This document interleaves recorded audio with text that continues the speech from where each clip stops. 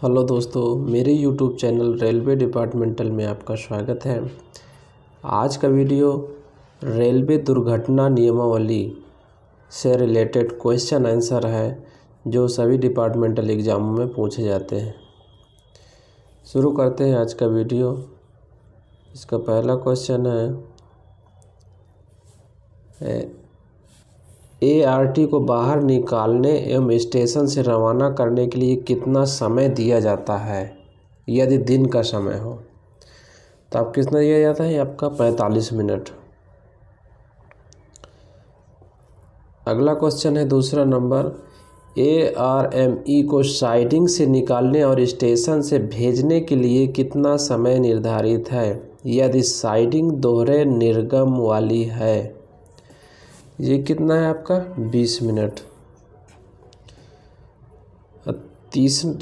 Question number 3 है, रात के समय ART को स्टेशन से रवाना करना है, अधिकतम समय कितना निर्धारित है। रात के समय निर्धारित है तो अब कितना है 60 मिनट।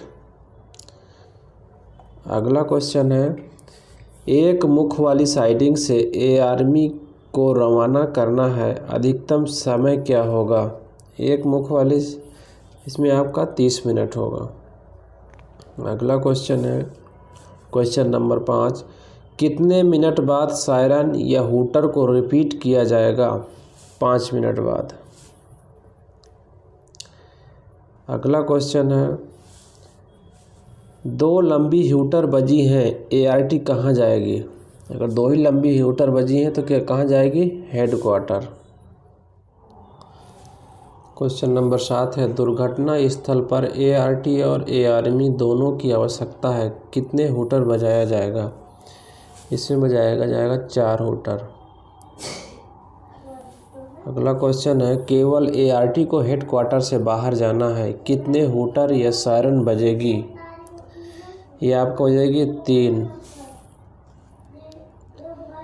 अगला क्वेश्चन है, दुर्घटना होने पर हूटर बजाया जाता है, एक हूटर कितने समय तक बजाया जाता है।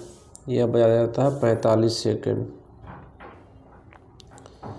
अगला क्वेश्चन है, दो हूटर बजने के बीच कितना समय का गैप दिया जाना चाहिए। यह आपका 5 सेकंड। अगला क्वेश्चन है question number 11, ART and ARME रद्द करने के लिए कितने हूटर एवं कितने समय के लिए बजाया जाता है। इसमें एक हूटर बजाया जाएगा 90 सेकंड के लिए। अगला क्वेश्चन है क्वेश्चन नंबर 12, यदि किसी दुर्घटना की जांच DRM महोदय द्वारा किया जाता है तब इसकी समय सीमा क्या होगा। यह होगा आपका 10 दिन। अगला क्वेश्चन है, महाप्रबंधक महोदय द्वारा किए दुर्घटना जांच को कितने समय के अंदर पूरा किया जाना आवश्यक है। यह आपका 27 दिन। अगला क्वेश्चन है क्वेश्चन नंबर 14, दुर्घटना रिपोर्ट स्टेशन मास्टर द्वारा DRM महोदय को कितने घंटे के अंदर भेजना आवश्यक है। यह आपका 24 घंटे के अंदर। अगला क्वेश्चन है, दुर्घटनाओं का वर्गीकरण कितने भागों में किया गया है। यह आपका किया गया है 5 भागों में। अगला क्वेश्चन है, चोट के कारण कोई व्यक्ति कितने समय तक काम करने में असमर्थ हो तो उसे साधारण चोट कहते हैं। 48 घंटे। अगला क्वेश्चन है, यदि किसी रेल दुर्घटना में रेल संपत्ति को 2 करोड़ की हानि हुई तो क्या यह गंभीर दुर्घटना कहलाएगा। नहीं। अगला क्वेश्चन है क्वेश्चन नंबर 18, एक रेल दुर्घटना जिसमें यात्रियों को साधारण चोट आया जिसकी जांच CRS महोदय द्वारा किया जा रहा है, क्या यह गंभीर दुर्घटना कहलाएगा। यस, ये गंभीर दुर्घटना हो।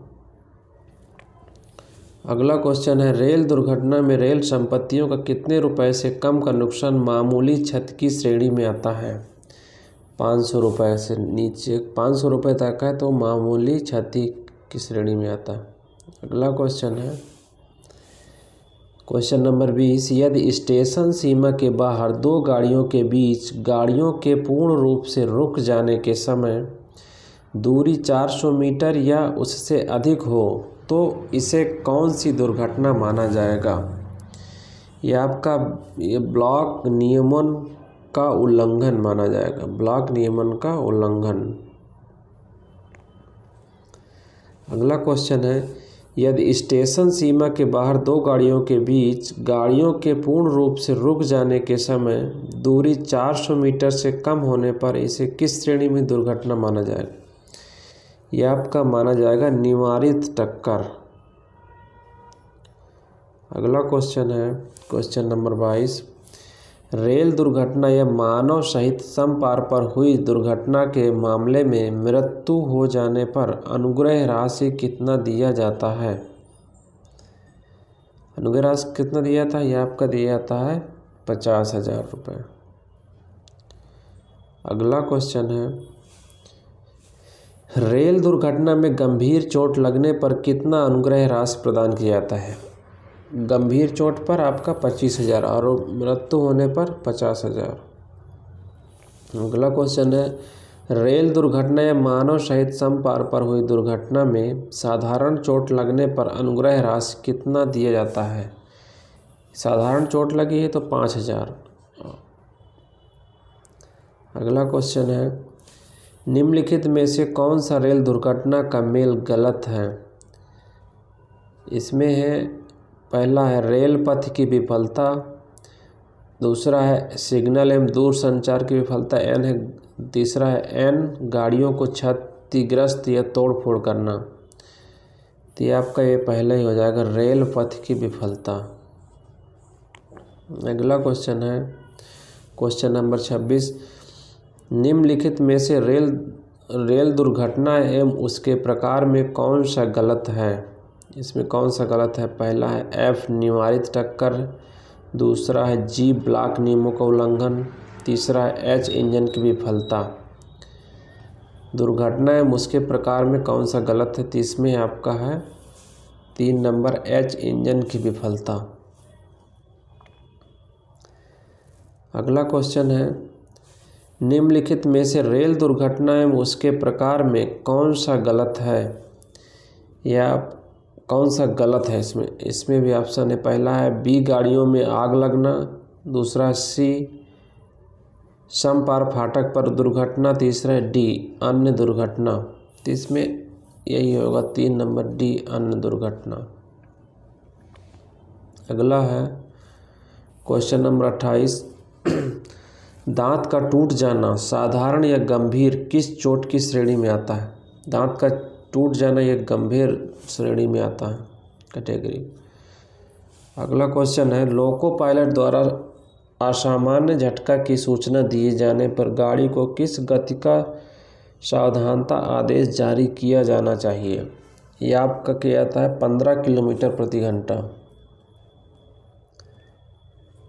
अगला क्वेश्चन है क्वेश्चन नंबर 30। मानव रहित समपार पर दुर्घटना के दौरान मृत्यु की स्थिति में अनुग्रह राशि कितना दिया जाता है?